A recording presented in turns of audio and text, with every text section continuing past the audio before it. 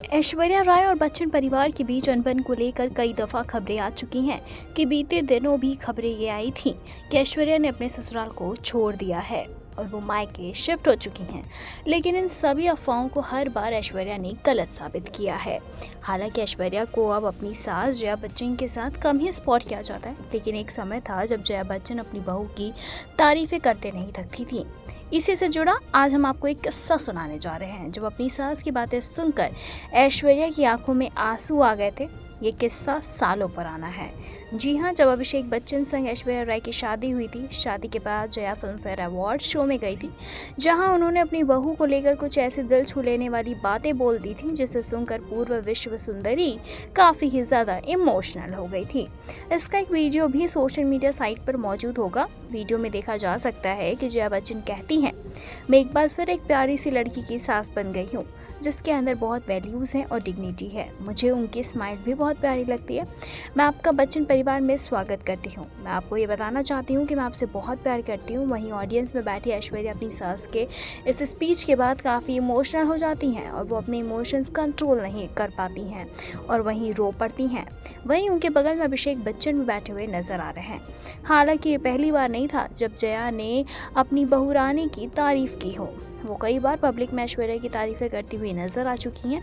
एक पुराने इंटरव्यू में जया ने कहा था कि वो ऐश्वर्या के साथ एक दोस्त जैसा बॉन्ड शेयर करती हैं।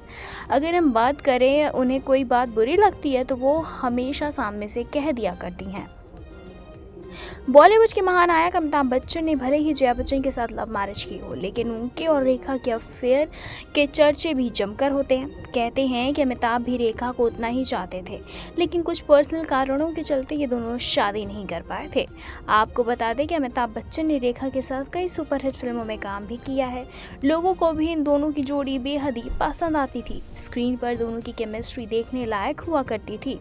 अमिताभ बच्चन, रेखा और जया बच्चन की फिल्म सिलसिला ने तो दर्शकों के दिल में एक अलग ही जगह बना ली।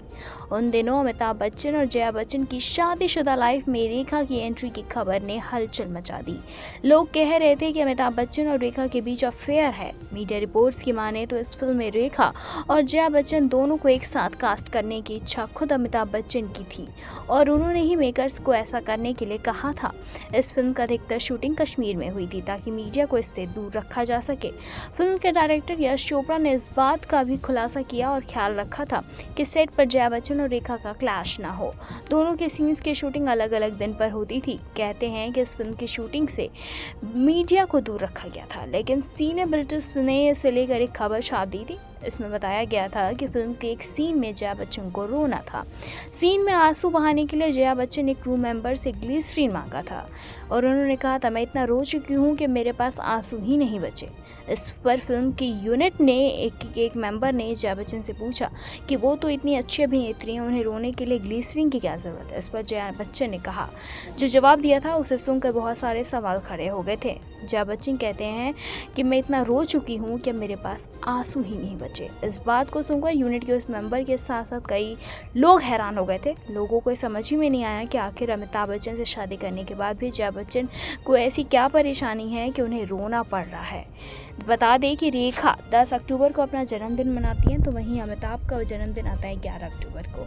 दोनों ने अंतिम बार 1981 में फिल्म सिलसिला में साथ में काम किया था, लेकिन 41 बरस बाद भी अमिताभ रेखा की जोड़ी उतनी ही मशहूर है जितनी कि 1976 और 1981 के बीच में हुआ करती थी।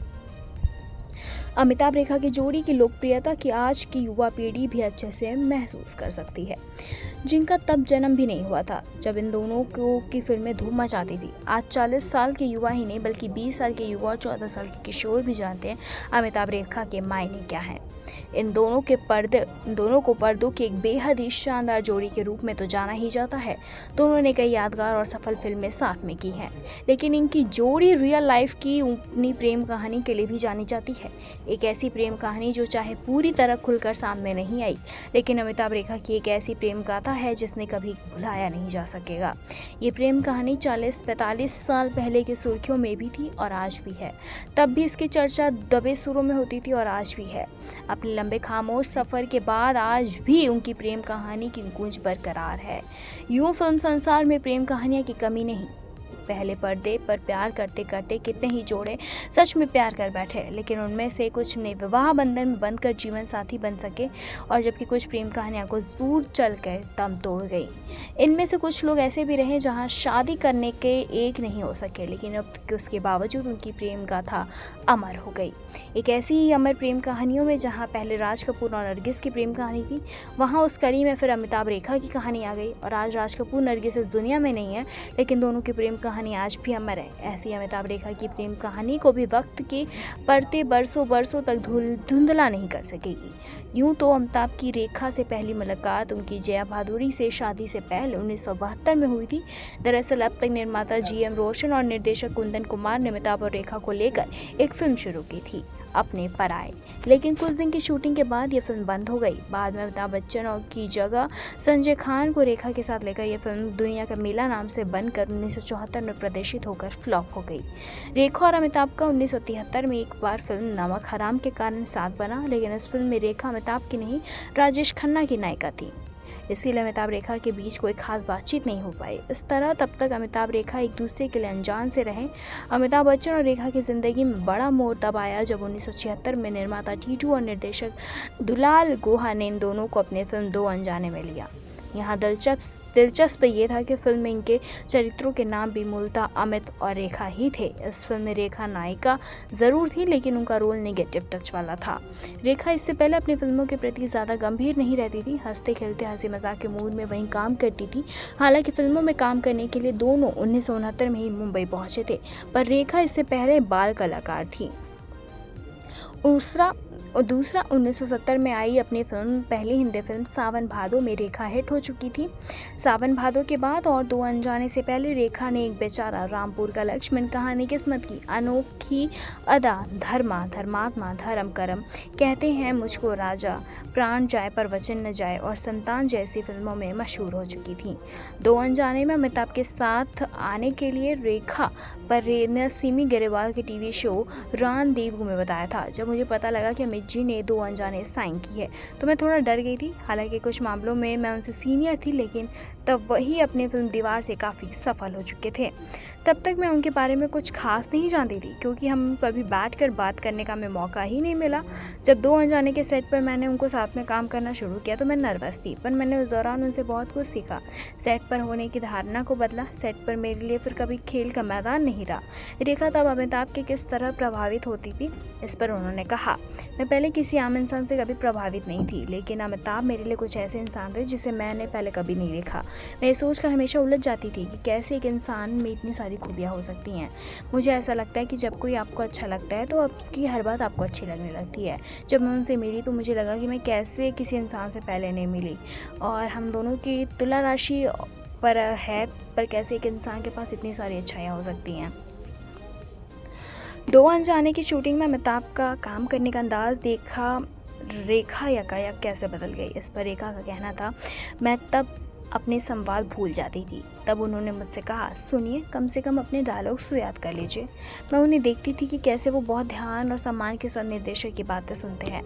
मैंने ये भी उनसे सीखा। मुझे लगा कि वो इंसान है जिसे मुझे बहुत कुछ सीखना है, प्रेरणा लेनी है। वो एक लम्हा मेरी लाइफ की टर्निंग पॉइंट थी। मैं मानती हूँ कि मैं भाग्यशाली रही और बुद्धिमान भी कि मैं उन्हें प्रेरणा के लिए चुना। वो एक ऐसे शिखर अभिनेता हैं जिसके सामने खड़ा होना आसान नहीं। रेखा की बातें साफ लगता है कि अमिताभ के अभिनय कौशल, अनुशासन, विनम्र व्यवहार और अपने कार्य के प्रति समर्पण भावना देख ही वो उनसे प्रभावित हो गई। इतनी प्रभावित कि अमिताभ के प्रति उनकी भावनाएं प्यार में बदल गई। ये थी रेखा अमिताभ से जुड़ी कुछ कहानी। आपको इनकी ये कहानी कैसी लगी हमें कमेंट करके बताइएगा। ऐसे तमाम और लेटेस्ट खबरों को जानने के लिए जुड़े रहें हमारे साथ और देखते रहें नेक्स्ट टाइम लाइव।